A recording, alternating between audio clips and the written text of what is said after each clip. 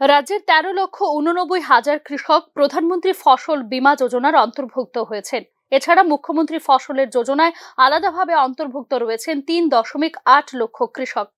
শনিবার প্রধানমন্ত্রী ফসল বীমা যোজনার বর্ষপূর্তি উপলক্ষে আয়োজিত কর্মসূচিতে বক্তব্য রাখতে গিয়ে এমনটাই জানিয়েছেন মুখ্যমন্ত্রী ডক্টর মানিক সাহা। প্রধানমন্ত্রী ফসল বীমা যোজনা এখানে ১৩,৮৯,০০০ ফার্মার আমরা এই প্রধানমন্ত্রী ফসল বীমা যোজনায় এখানে ত্রিপুরাতে কাভার্ড আছে। আর আমরা কি করেছি, মুখ্যমন্ত্রী ফসল বীমা যোজনায় তার যে প্রিমিয়াম দিতে হয় তার 95% আমরা দিচ্ছি, ত্রিপুরা সরকার তার বহন করছে, এবং তাতে করে এখন পর্যন্ত প্রায় 3.81 ফার্মার্স তারা কিন্তু এতে কাভার হয়েছে। মুখ্যমন্ত্রী ইন্টিগ্রেটেড ক্রপ ম্যানেজমেন্ট প্রোগ্রাম, মুখ্যমন্ত্রী ইন্টিগ্রেটেড ক্রপ ম্যানেজমেন্ট প্রোগ্রাম অর্থাৎ MICMP, সেখানে এই আমন চাষের সময় আমরা এবারে 2024-এ আমরা টার্গেট করছি যে ৭৫,০০০ হেক্টর যাতে আমরা টার্গেট করেছি। এটার মধ্যে আমরা স্কিমেটিক অ্যাসিস্ট্যান্স আমরা দেওয়ার ব্যবস্থা করছি at the rate of 5,650 per hectare, যার প্রতিটা হেক্টরে 5,000 আমাদের তরফ থেকে আমরা দেওয়ার যে একটা ব্যবস্থা প্রধানমন্ত্রীর মার্গদর্শনে আমরাও সেটা করছি এই আমন গ্রোয়ারদের জন্য। এবং আমরা এর জন্য যে বাজেট আমরা রেখেছি, আমাদের নিজেদের বাজেট থেকে আমরা সেটা দিচ্ছি প্রায় 15 কোটি টাকা।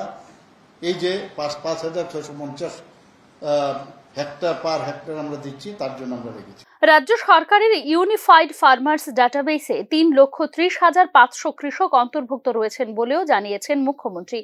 এক্ষেত্রে রিয়েল টাইম ক্রপ রেকর্ড এবং ল্যান্ড রেকর্ড লিঙ্কিং রয়েছে বলে অরুন্ধতী নগরের কৃষি বিজ্ঞান অনুসন্ধান কেন্দ্রে আয়োজিত অনুষ্ঠানে বক্তব্য রাখতে গিয়ে জানিয়েছেন মুখ্যমন্ত্রী। ইউনিফাইড ফার্মার ডাটাবেস, কতজন ফার্মার আছে আমরা কিন্তু অনেক সময় বুঝতে পারি না, তার জন্য একটা ডাটাবেস ইউনিফাইড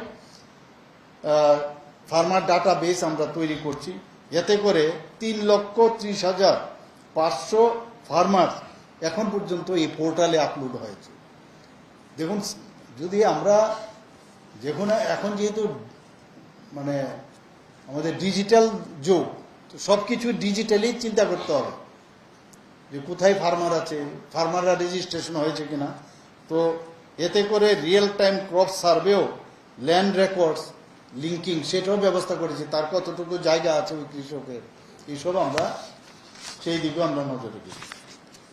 কৃষি প্রধান ভারতীয় গ্রামীণ অর্থনীতিকে মজবুত করতে শুরু হওয়া কিষাণ সম্মান নিধি প্রকল্প ইতিমধ্যে পূর্ণ করেছে 6 বছর। শনিবারই ত্রিপুরা সহ দেশের 9,50,00,000 কৃষকের জন্য কিষাণ সম্মান নিধির 18তম কিস্তি হিসেবে 20,000 কোটি টাকার অর্থ রাশি প্রদান করে কেন্দ্রীয় সরকার। অরুন্ধতী নগরের কৃষি বিজ্ঞান অনুসন্ধান কেন্দ্রের কনফারেন্স হলে ভার্চুয়ালভাবে এই কার্যক্রমের সাথে সংযুক্ত হন মুখ্যমন্ত্রী doctor Manik Saha. Bureau report, news নাও।